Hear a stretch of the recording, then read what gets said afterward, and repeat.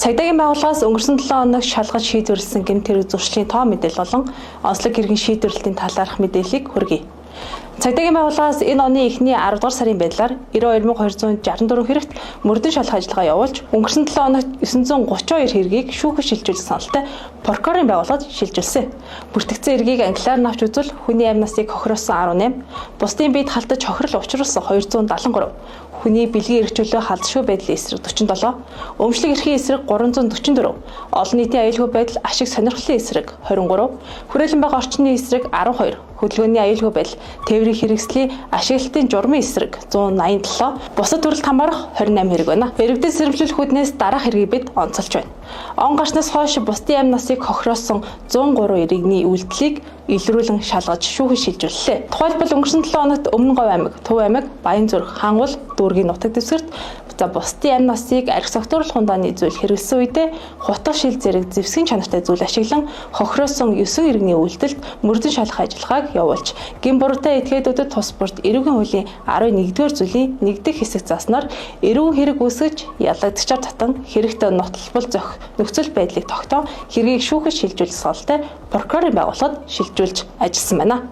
Энэ оны эхний 9 сарын байдлаар цагдаагийн байгууллагад бүртгэгдсэн нийт гэмт хэргийн 14.5% буюу 5537 гэмт хэргийг иргэд согтуугаар үйлдсэн байх тул иргэд та бүхэн архи согтууруулах ундааны зүйлийг хэтрүүлэн хэрэглэхгүй байж өөрийн болон бусдын амь нас, эрүүл мэнд, эд хөрөнгөд учирч болзошгүй иржлээс урьдчилан сэргийлэхийг анхааруулж байна.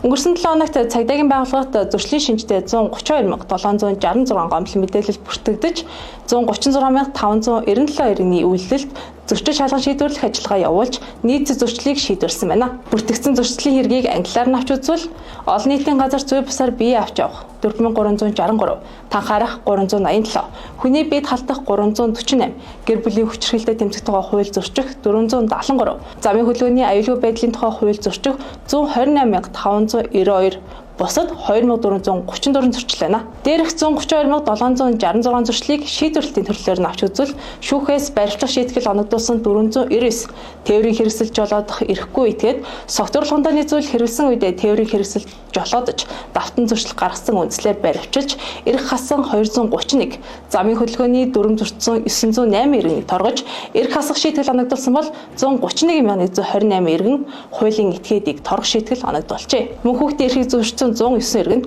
32 сая 405 мянган төгрөгийн торгуулийн шийтгэл оногдуулж, гэр бүлийн хүчирхийлүүлсэн 371 иргэнийг шүүхээр 7-30 хоног баривчлуулах саналыг хөрвүүлж, 102 иргэнийг 10 сая 620 мянган төгрөгөөр торгох шийтгэл оногдуулж шийдвэрлэжээ. Иргэд та бүхний гэмт хэрэг зөрчлөөс урьдчилан сэргийлэх зорилгоор цагдаагийн байгууллагаас өнгөрсөн 7 хоногт шалгаж шийдвэрлсэн гэмт хэрэг зөрчлийн тоо мэдээллийг хүргэлээ. Та бүхний шинэ 7 хоногийн ажилд амжилт хүсье.